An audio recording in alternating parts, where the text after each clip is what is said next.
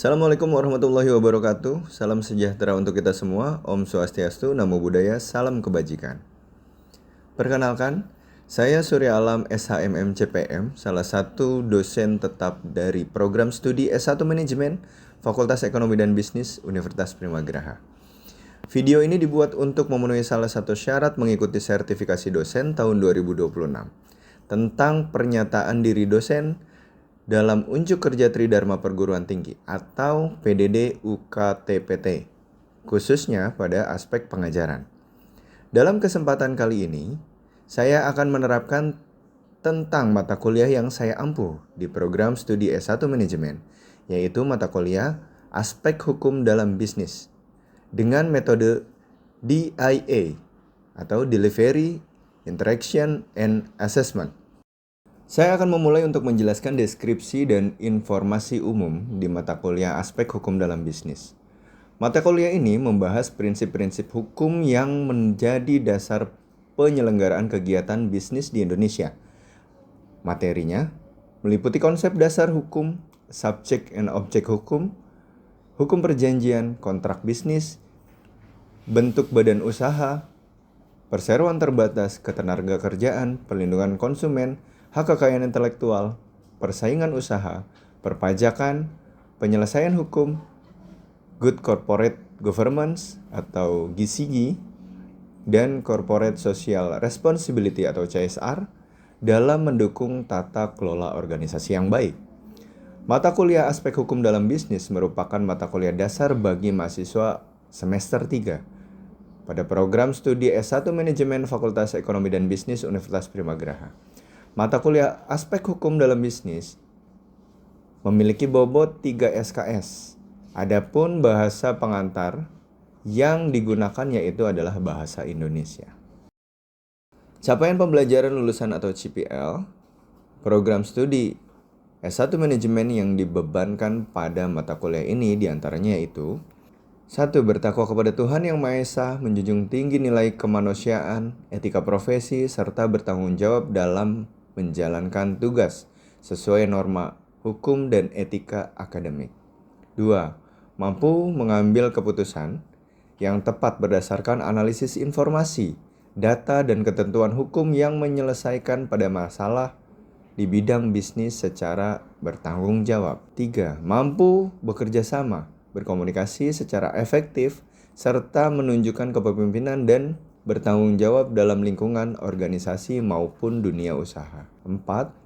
Mampu menerapkan prinsip-prinsip manajemen dan regulasi bisnis dalam perencanaan, pengelolaan, dan pengembangan organisasi secara profesional.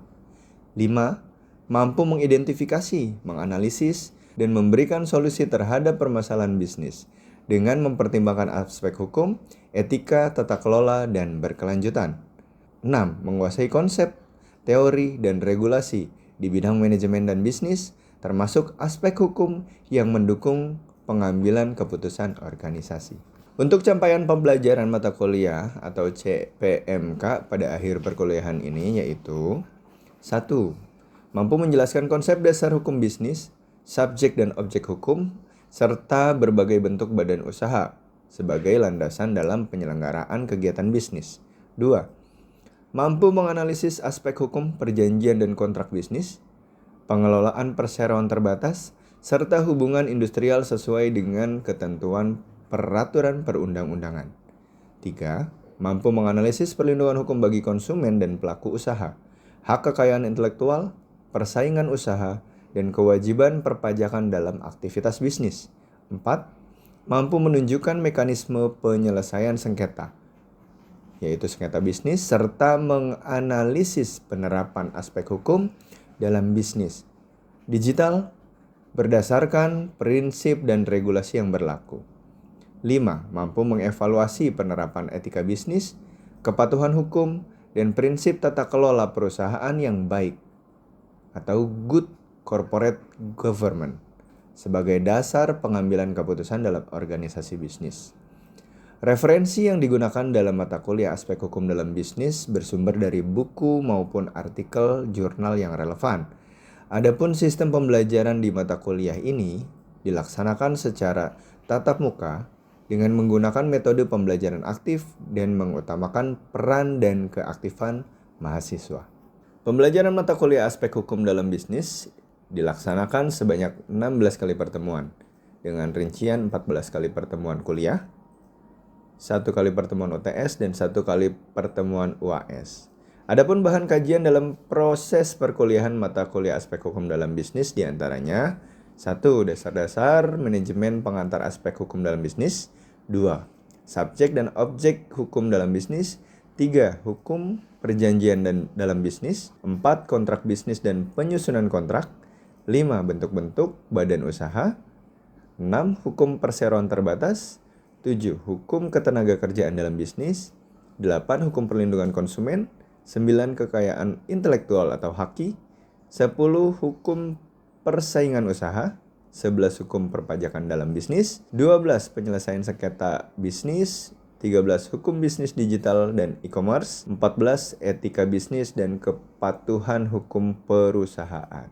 Selanjutnya untuk evaluasi hasil pembelajaran atau sistem penilaian mengacu pada standar mutu penilaian pembelajaran yang ditetapkan oleh Universitas Primagraha pada tanggal 13 November 2020 dengan kode dokumen 01-SPMI strip 04 strip 11 Romawi strip 2020, di mana terdapat 5 aspek penilaian, diantaranya kehadiran, tugas, kuis, UTS, dan UAS. Masing-masing aspek ini memiliki bobot yang berbeda, yang dimana kehadiran memiliki bobot 10%, tugas memiliki bobot 15%, kuis memiliki bobot 5%, UTS atau ujian tengah semester memiliki bobot 30%, sedangkan ujian akhir semester memiliki bobot 40%. Demikian informasi yang bisa saya sampaikan mengenai mata kuliah aspek hukum dalam bisnis untuk mahasiswa program studi S1 Manajemen Fakultas Ekonomi dan Bisnis Universitas Primagraha. Berikutnya merupakan cuplikan dari proses pembelajaran yang saya lakukan secara tatap muka. Selamat menyaksikan. Check it out.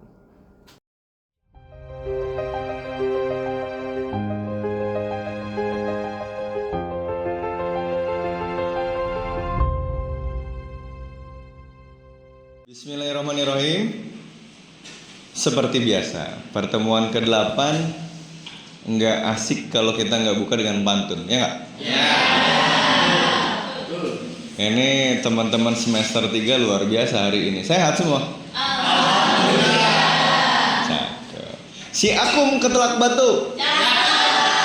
Assalamualaikum warahmatullahi wabarakatuh.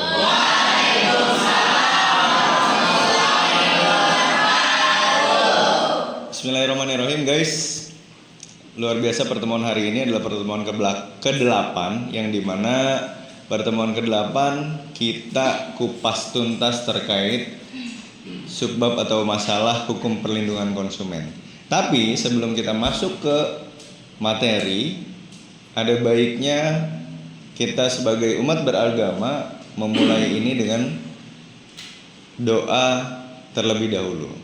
Jadi sebelum kita mulai, berdoa menurut keyakinan masing-masing dimulai. Berdoa selesai. Oke guys, teman-teman mahasiswa Universitas Primagraha tentunya semester 3. Dalam pertemuan ke-8 ini hukum perlindungan konsumen yang teman-teman bisa lihat sendiri. Nanti kita ada beberapa subbab bahasan yang dimana teman-teman akan mendapatkan pengertian perlindungan hukum konsumen. Pengertian perlindungan konsumen, hak dan kewajiban konsumen, hak dan kewajiban pelaku usaha, sengketa konsumen dan tanggung jawab produk. Bahkan nanti di akhir teman-teman akan saya berikan kesempatan untuk bertanya ataupun teman-teman juga akan saya berikan kesempatan untuk menyangga dari pertanyaan audiens tersebut. Dan mudah-mudahan hari ini kita dalam naungan Tuhan Yang Maha Esa Allah Subhanahu wa Ta'ala sehingga dapat diberikan kelancaran dalam pertemuan hari ini. Amin.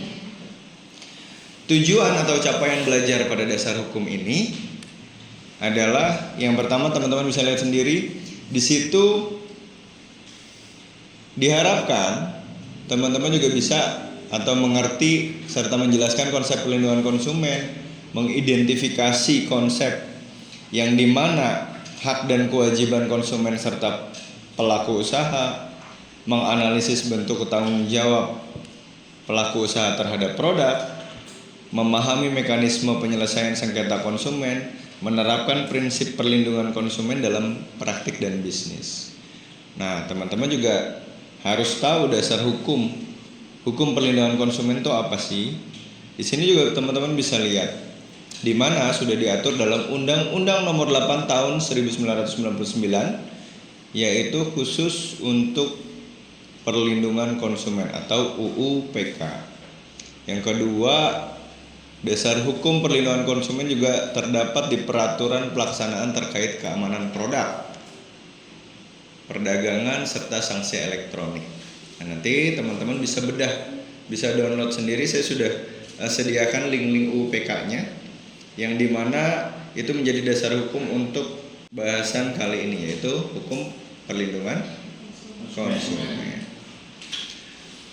Secara singkat, teman-teman bisa melihat hukum perlindungan konsumen adalah segala upaya yang menjamin kepastian hukum untuk melindungi hak-hak konsumen dalam memperoleh barang atau jasa yang aman, berkualitas, dan sesuai dengan yang diperjanjikan atau perjualbelikan. Nah, tujuan perlindungan konsumen yang pertama apa, teman-teman boleh ada yang tahu? Yang pertama untuk apa tujuannya? Meningkatkan kesadaran konsumen, melindungi dari praktek usaha yang merugikan, mendorong pelaku usaha untuk lebih bertanggung jawab, serta menciptakan persaingan usaha yang sehat. Karena kan teman-teman tahu sendiri lah ya, sekarang kayak misalkan di sini jualan bakso, di sebelahnya jualan bakso, itu sehat apa enggak? Tergantung penjualnya sehat apa kagak. Enggak, itu juga diatur dalam etika bisnis serta perlindungan konsumen. Yang terakhir adalah meningkatkan kualitas barang dan jasa. Ini penting banget ke depannya. Yang selanjutnya ada hak dan kewajiban konsumen. Apa sih hak dan kewajiban konsumen? Ada yang tahu nggak, guys? Ya, misalkan hak konsumen memperoleh kenyamanan, keamanan, keselamatan. Terus apa lagi? Memilih barang atau jasa sesuai kebutuhan. Dapat informasi yang benar. Nah, kadang-kadang pernah nggak ngalamin? Misal, saya sales, tiba-tiba salesnya ngebohong gitu kan? Ya nggak? Melebih-lebihkan, hiperbola. Jualan bola, wah ini bolanya dapat tanda tangan dari Ronaldo gitu kan? Padahal enggak. Nah, itu juga yang harus kita lindungi. Kesadaran untuk apa? Untuk penjual atau konsumen atau produsen melakukan perdagangan yang sehat, jujur, dapat dipercaya dan dapat dipertanggungjawabkan. Lalu mendapatkan ganti rugi apabila mengalami kerugian. Itu diatur dalam undang-undang hukum perlindungan konsumen. Nah, kewajiban konsumen tadi hak konsumen. Sekarang kewajibannya apa? Membaca petunjuk. Cocok. Membaca petunjuk penggunaan produk, membayar sesuai kesepakatan. Misalkan harganya sekian, 1.000 lah misalkan ya. Harganya 1.000, disepakatinya 1.000, dibayarnya 500. Bener nggak? Ngaco kan? Nah, makanya itu diatur dalam undang-undang tersebut. Di sini juga teman-teman bisa melihat hak dan kewajiban pelaku usaha. Apa sih hak dan kewajiban pelaku usaha? Ada yang tahu nggak?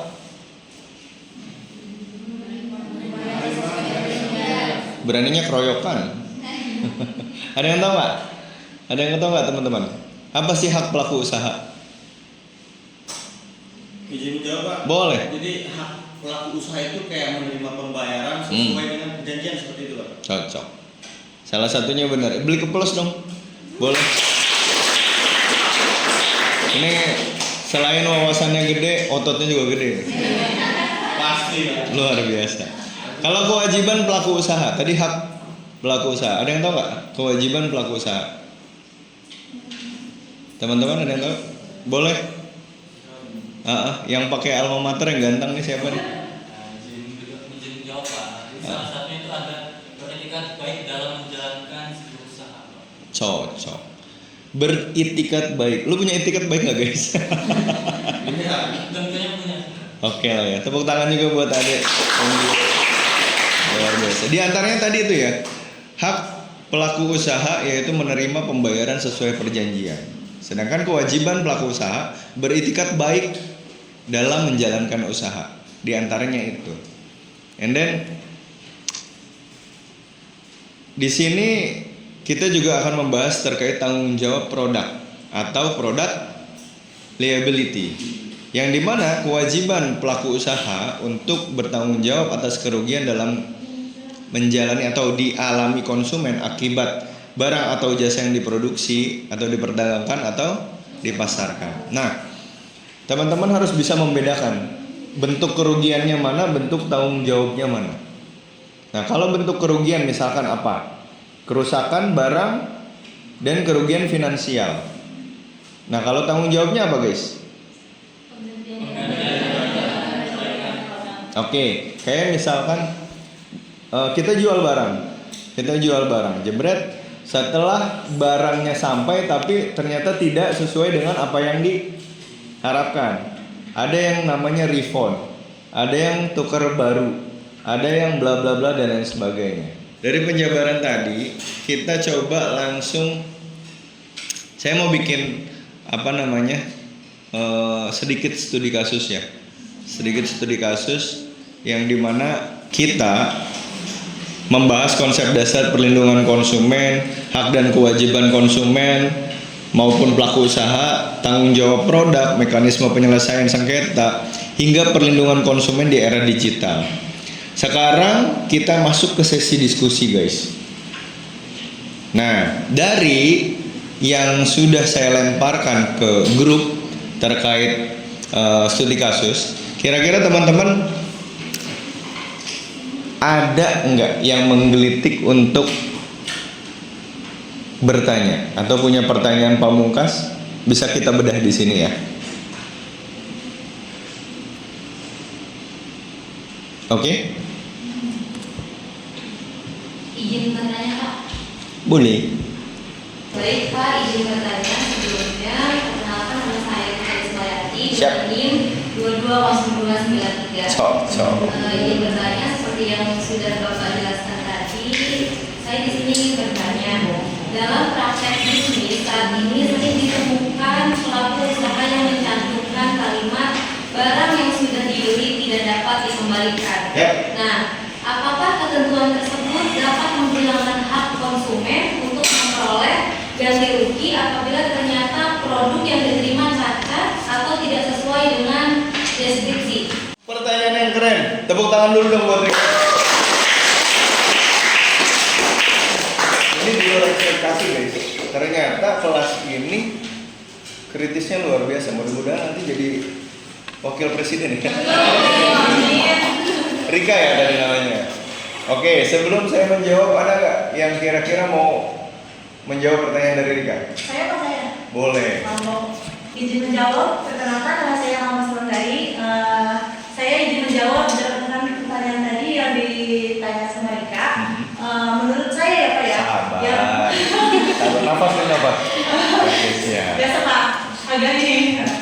Menurut saya yang tadi juga yang sudah dijelaskan sama Pak sudah juga. Menurut saya itu saya tidak bisa.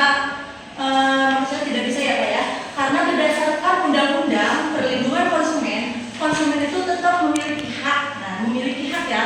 Karena memiliki hak itu karena setiap pembeli itu harus memperoleh hak yang kita sesuai dengan kita, yang aman.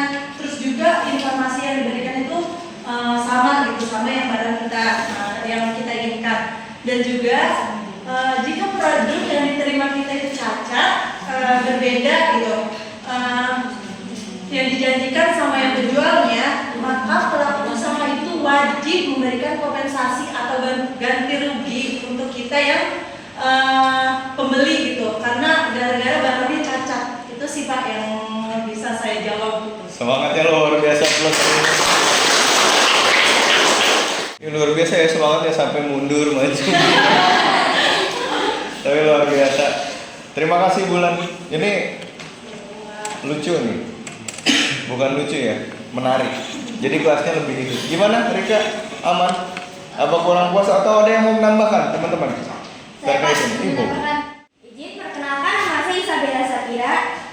Ingin menambahkan, tulisan seperti itu hanya berlaku apabila konsumen memang berubah pikiran tanpa adanya kesalahan dari pelaku usaha tersebut. Namun apabila barang cacat, palsu, atau informasi yang diberikan tidak benar, klausul tersebut tidak dapat dijadikan alasan untuk menghindari tanggung jawab tersebut. Luar biasa ya. Baru pertanyaan pertama audiensnya sudah kayak gini. Siapa tahu nanti guys, teman-teman dari hasil tinjauan teman-teman, kritisnya teman-teman ini menghasilkan sesuatu yang luar biasa. Ada lagi yang kira-kira teman-teman punya pertanyaan yang menggelitik guys? Boleh? Boleh. Sebelumnya mohon izin bertanya Pak. Perkenalkan nama saya Ade Bunda Teman. Biasa disebut Ade.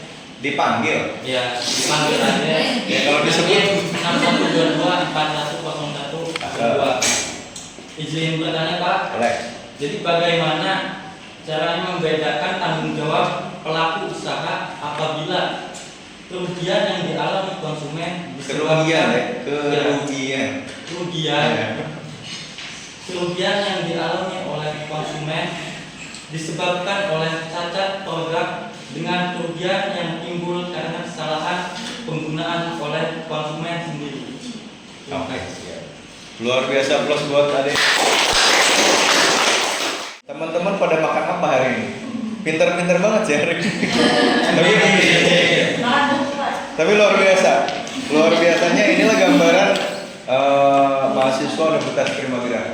Jadi kalian kritis, kalian inovatif, kalian juga bisa luar biasa dalam telaah pertanyaan.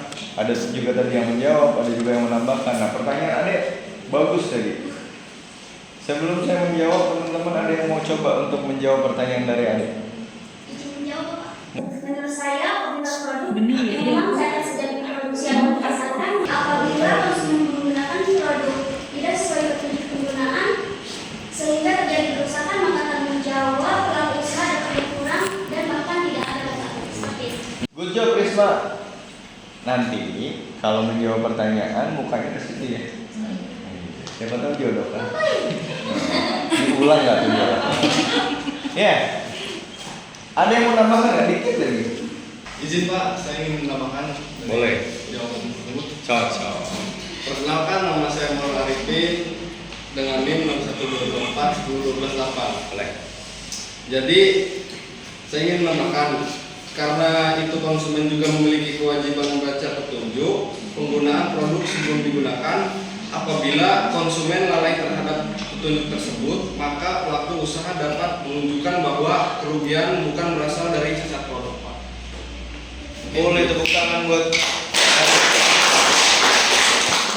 Iya, seru nih pembahasan yang pertanyaan kedua dari Ade, ternyata bisa dikembangkan itu. Jadi selain teman-teman harus membaca petunjuk, itu juga jadi kewajiban konsumen. Teman-teman juga harus mematuhi perundang-undangan yang ada, sehingga nanti kedepannya tidak akan ada misunderstanding yang terjadi ketika kedua komponen itu dipenuhi. Keren. Satu lagi dong, saya mau membuka pertanyaan satu lagi, mudah-mudahan bisa lebih menghidupkan suasana. Tapi sebelum ke pertanyaan ketiga, saya minta semangatnya boleh. Heyo!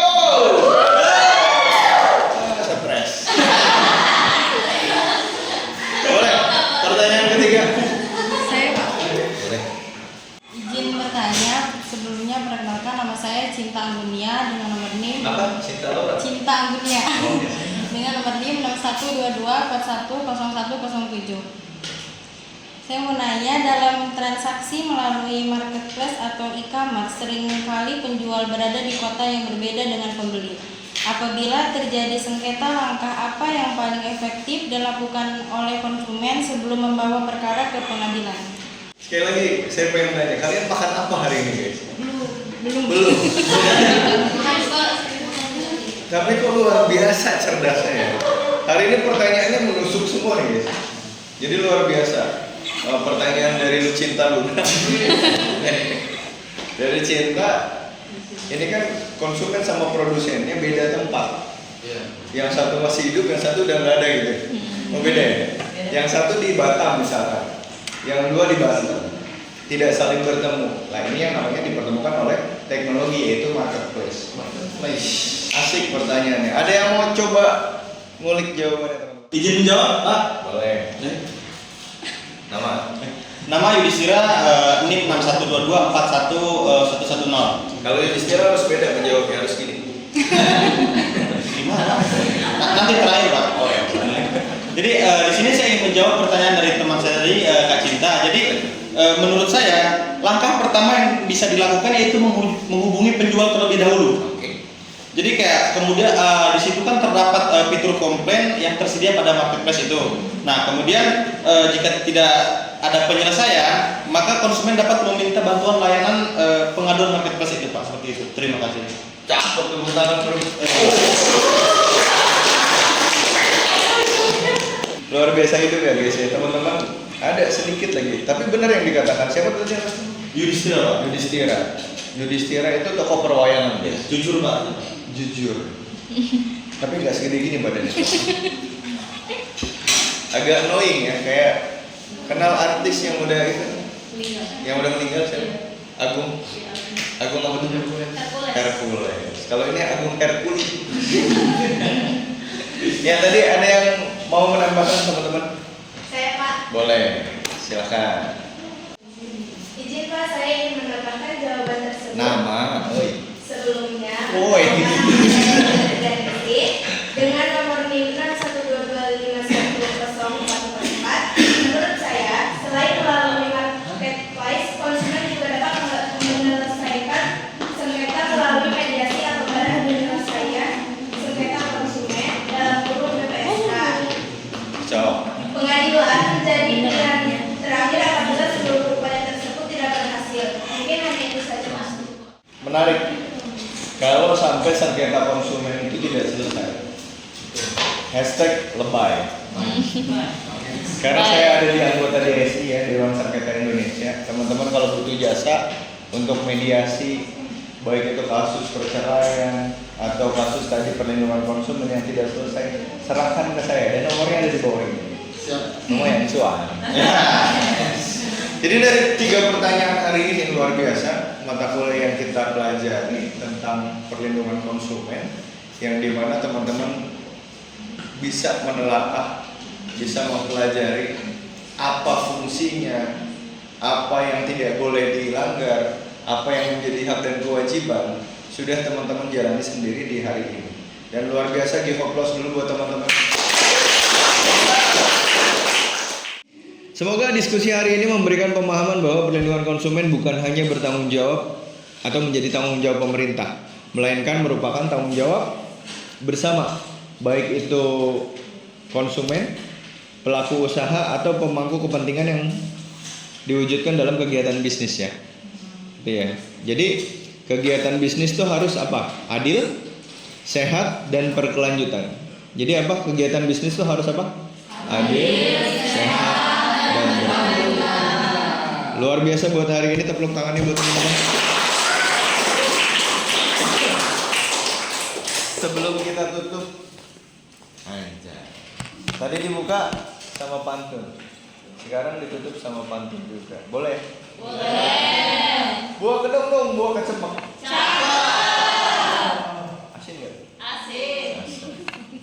Teman-teman tahu nggak? Ini buat cowok nih ya, buat cowok nih. Sebelum kita tutup, teman-teman nggak usah pakai skincare apapun kalau mau dibilang cakep. Kenapa? Teman-teman cukup bikin parfum. Benar nggak? Benar.